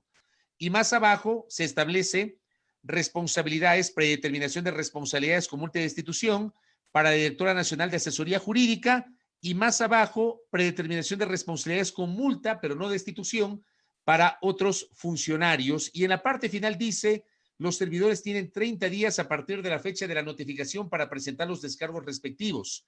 Por eso se llama predeterminación, es decir, no es que en este momento ya operaría la destitución de las autoridades electorales, sino que se abre un espacio de 30 días para que presenten sus descargos. Yo tengo Eso una es lo que ha puntualización. ocurrido el día de hoy. No te vayas del documento, Fabri, no te vayas del documento. Vuelvo al documento. Me parece que hay una imprecisión en el boletín, no sé si en el documento enviado al Consejo Nacional Electoral, en la primera línea dice, con informe general número tal, del 1 de agosto del 2020, debería ser 2019. Me imagino yo, ¿no? ¿No es cierto? Porque el 1 de agosto todavía no ha llegado, al menos que yo sepa. Debe ser del 2019 porque dice el informe general, dice 2019. Ahí hay una imprecisión. Así es. Sí, entonces yo supongo, bueno, este es el boletín, no es el documento ¿no? que ha llegado al Consejo Nacional Electoral. Sí, salte, por favor. Ok. Comentarios. Comentarios. Me llama mucho la atención esto que dice como han realizado un seguimiento correspondiente y han visto que el CNE no ha cumplido. Entonces, por eso toman esta decisión. A toda vista, ¿no? Se trata de un apuro, digamos. Yo no sé al final del día, porque yo no sé si en la mañana tú hiciste una entrevista respecto al tema, saber si efectivamente la Contraloría tiene estas atribuciones, tomando en cuenta que, como bien lo señalábamos el día viernes y el día de hoy, ya empezó el calendario electoral. Y según la ley electoral, la máxima autoridad en este momento es la presidenta del Consejo Nacional Electoral, que incluso podría destituir a cualquier funcionario. Tú diste lectura la semana anterior de un artículo del Código de la Democracia, donde se señala que si una autoridad, cualquiera que ésta sea, se entromete, entre comillas, en el proceso electoral o digamos, en esta dinámica que tiene que haber para llevar a cabo el proceso electoral, podría ser objeto de destitución. Pero aquí hay que decir que el Contralor Oselli ha disparado primero. Eso es relativo. Termina siendo relativo. Porque, a ver, yo hacía hoy una mirada retrospectiva en la mañana en el noticiero de la radio, entrevisté a Jorge Acosta. Jorge Acosta fue el presidente del Tribunal Supremo Electoral que en marzo del 2007... Destituyó a los diputados. Destituyó a los 57 diputados porque esos 57 diputados pretendieron enjuiciar políticamente a los vocales del Tribunal Supremo que pocos días atrás habían convocado a la consulta popular para la instalación de una asamblea constituyente de plenos poderes. ¿Cuál fue el argumento para la destitución? Que ya con la convocatoria había comenzado el periodo electoral. Ese era el argumento. Traslado eso que ocurrió en 2007 a la fecha. En este momento ya estamos en periodo electoral. Di lectura a un comunicado que el propio Consejo Nacional Electoral publicó el 12 de marzo pasado, 4 días antes de que se declare el estado de excepción, y que establecía justamente que con la aprobación del calendario electoral comenzaba la etapa electoral. Al iniciar el periodo electoral, la principal autoridad es el Consejo Nacional Electoral. O sea, yo siempre apelo y apelaré en mis diferentes espacios a la memoria. Hagamos un ejercicio de memoria. Luego, el doctor Acosta decía que el Consejo Nacional Electoral, mejor dicho, que la Contraloría General del Estado no tiene atribución para disponer al Consejo Nacional Electoral la ejecución de un tema que es de facultad exclusiva, privativa del Consejo Nacional Electoral, que es el registro o descalificación de organizaciones políticas. Allí la Contraloría no tiene nada que hacer, nada que hacer.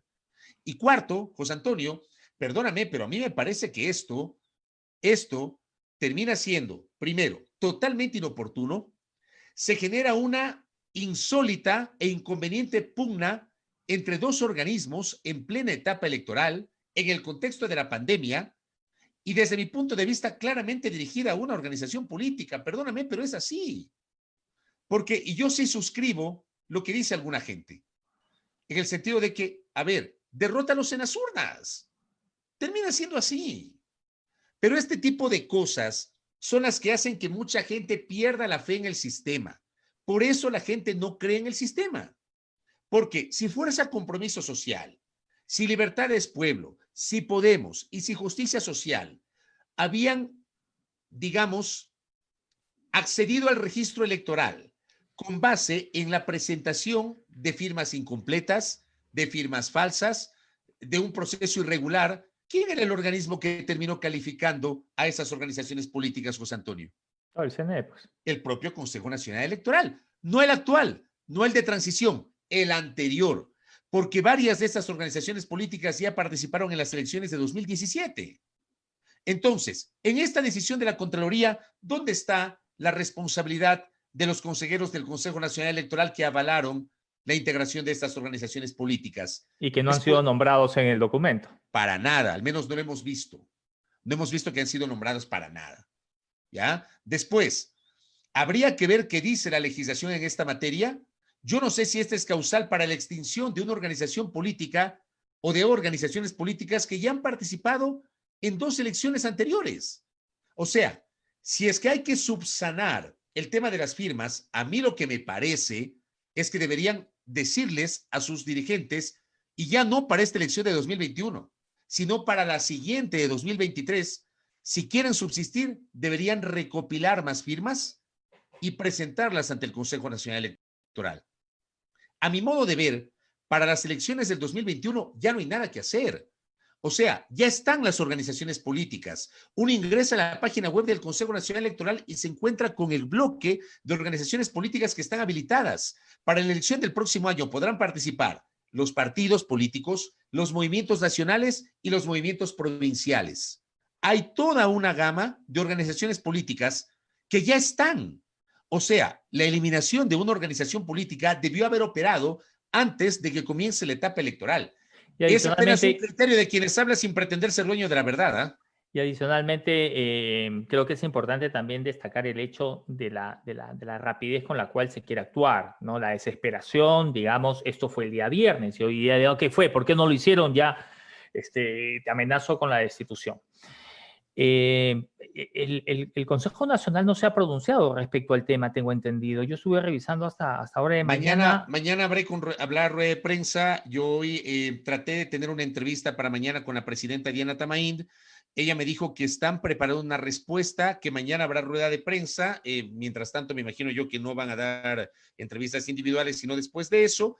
Entonces, mañana, ella me ha dicho que mañana estaban preparando hoy un pronunciamiento para mañana, un poquito para reaccionar en torno a este tema, que es justamente la postura del Contralor General del Estado. Quiero insistir en lo que decía la última parte, José Antonio, del comunicado. En este momento no es que hay destitución o opera la destitución. Estamos hablando de la apertura de un plazo de 30 días para la presentación de descargos. Pero más allá de eso, yo sostengo a priori que el Contralor en este momento no tiene atribución de destitución de los 3 consejeros. Porque además yo sí me pongo a pensar en algo. Que yo sepa, no sé si estoy equivocado, y si es que alguien conoce y puede certificar que estoy equivocado, yo les quiero rogar que me aclaren.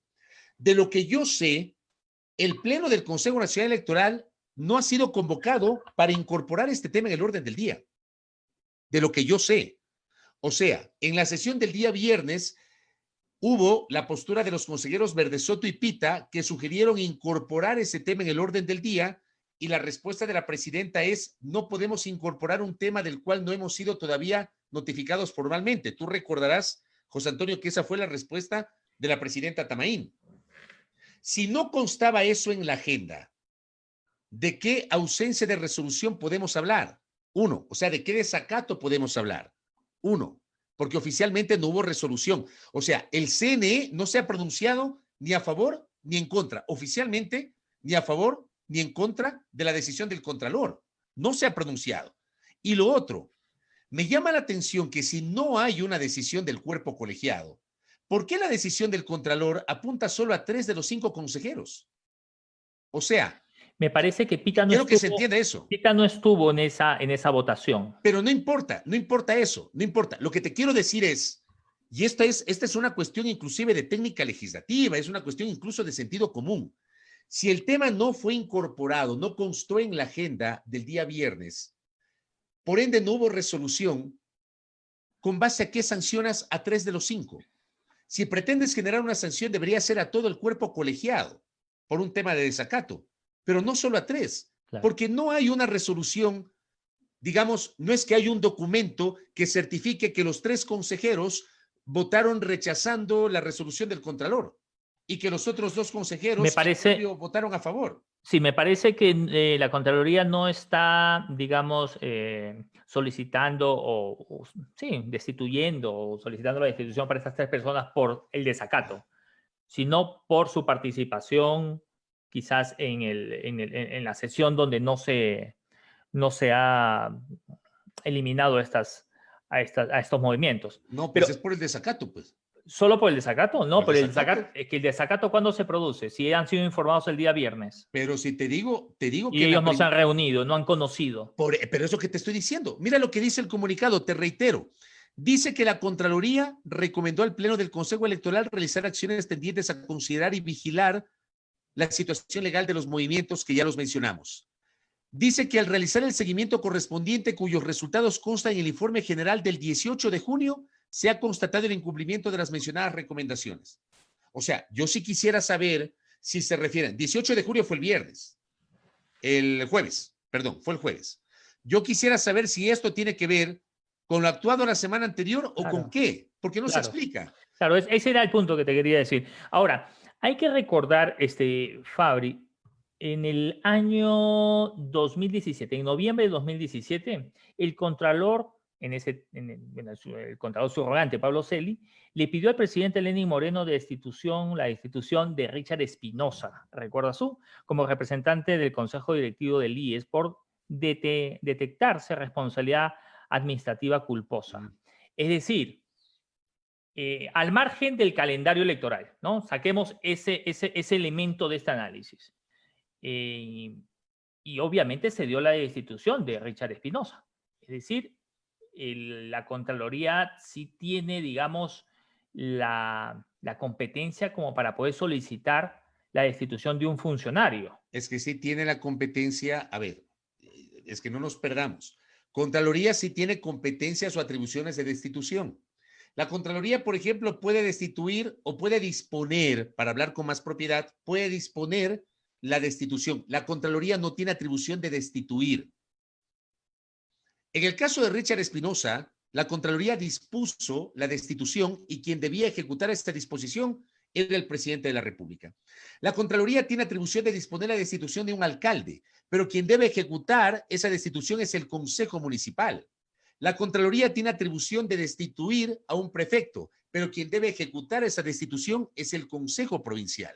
Si el Consejo Provincial, el Consejo Cantonal, el presidente de la República desacatan la disposición de destitución de la Contraloría, pueden incurrir igualmente en causal de destitución. Hay que revisar nomás la ley orgánica de la Contraloría General del Estado. ¿Cuál es el problema? Que en este caso, a mi modo de ver, porque estamos en periodo electoral y porque además se trata de un tema netamente electoral, la Contraloría no tiene atribuciones de destitución de los miembros del Consejo Nacional Electoral. Es apenas una opinión de quienes hablan. Yo Sí, no soy abogado, pero algo leo. Sí, seguramente mañana en la rueda de prensa se van a poder absorber algunas de las preguntas que mucha gente se está planteando respecto al tema, ¿no? ¿Puede o no puede el contador destituir a la presidenta del Consejo Nacional Electoral? ¿Puede hacerlo en el marco ya de un calendario electoral que ha empezado a regir? ¿Es posible que el Consejo, digamos, del Consejo Nacional Electoral puedan a su vez destituir al Contralor Celi? Son preguntas que están ahí. Que están ahí. Yo quiero saber y me encantaría saber qué va a decir mañana el Consejo Nacional Electoral. Y mañana este tema lo vamos a seguir comentando. Yo sí creo que mañana tenemos que abordar este tema. Ojalá que una entrevista, ojalá que tengamos alguna entrevista para abordar este tema, porque mañana podría haber novedades en torno justamente a lo que está pasando en el Consejo Nacional Electoral. Yo al menos dejo sentado mi postura en el legítimo ejercicio de mi libertad de expresión y sin pretender ser el dueño de la verdad, apenas partiendo de la lógica. Déjame compartir la agenda de mañana. ¿Me permites, Flaco, con tu venia? Por favor. Agenda de a primera hora para el día de mañana por la señal de Majestad Radio. 7 de la mañana, Pablo Dávalos, analista económico, dirigente político, quien, por cierto, hoy reaccionó frente a esta polémica entre la Contraloría y el Consejo Nacional Electoral. Le haremos la pregunta, ¿Contraloría puede destituir al Consejo Nacional Electoral? Hablaremos con Pablo Dávalos. Hay dudas sobre la situación del precio del diésel, el sistema de bandas que comenzará a regir a partir del 1 de julio y qué va a pasar con el transporte pesado que consume diésel. Estará con nosotros Luis Felipe Vizcaíno, presidente de la Federación Nacional de Transporte Pesado, FENATRAPE. El ministro de Cultura y Patrimonio, Juan Fernando Velasco. Hablaremos con él de la reactivación del sector cultural, para que vean lo plurales que es nuestra agenda siempre. Y finalmente, el analista político Jacobo García. Hablaremos sobre todo este pandemonium que tenemos en el Ecuador, un relajo que tenemos en el Ecuador, y perdón que utilice esa expresión, con Jacobo García, con su visión de manera política y muy amplia en torno a los temas de la gran agenda que al momento tiene el país. Ahí tiene usted, mi querido José Antonio. Listo, perfecto. Con esto concluimos el programa que ha estado básicamente centrado en dos cosas importantes. Los temas bueno, del día, tres, básicamente, ¿no? Los temas del día, sí. El tema de las tarifas eléctricas, que fue importante tener este técnico que creo yo hizo una muy buena explicación de lo que sucedía. Y yo me quedaría que con sus palabras esto debería en las próximas semanas empezar a verse, digamos, el hecho de que las personas puedan tener acceso, no sé si se va a dar a través de una nota de crédito para aquellas personas que han pagado, en fin. Hemos tenido el fallecimiento, ¿no? El infarto de Carlos Luis Morales con todas sus aristas. Por cierto, me escribió sobre ese tema, de ese tema hablaremos mañana, tendremos seguramente información fresca, pero me escribió el colega periodista y amigo Ricardo Bravo y me dice que médicos de la clínica a la que fue trasladado Carlos Luis Morales han señalado que la causa de la muerte es natural. La hermana también lo ha informado así y que aparentemente ya lo van a sacar en redes. Gracias a Ricardo por ese dato que me acaba de pasar. Vamos a ver cómo evoluciona este tema el día de hoy. Para esto, obviamente, se le ha debido hacer una autopsia, que es el procedimiento, digamos, normal. Y hay que esperar también lo que dice la Fiscalía respecto al tema, ¿no? Que en la mañana había publicado que iban a iniciar una investigación. Sí, desde luego, desde luego. Muy bien, Flaco, gran programa el día de hoy, gracias. Gran programa, pero por ustedes, mis queridos internautas, que tuvieron la gentileza de sostener la visualización el día de hoy, hablando justamente de estos temas de la gran agenda. Los espero mañana a las 6 de la mañana junto a Silra Trasdeviña, quien les habla, Fabricio Vela, en A Primera Hora por Majestad Radio, 17 horas con 30 minutos, junto al Flaco José Antonio Sánchez y este humilde servidor en Zoom al Día por la fanpage de Primera Plana. Buen inicio de semana, disfruten de la noche de este lunes. Un abrazo para todos.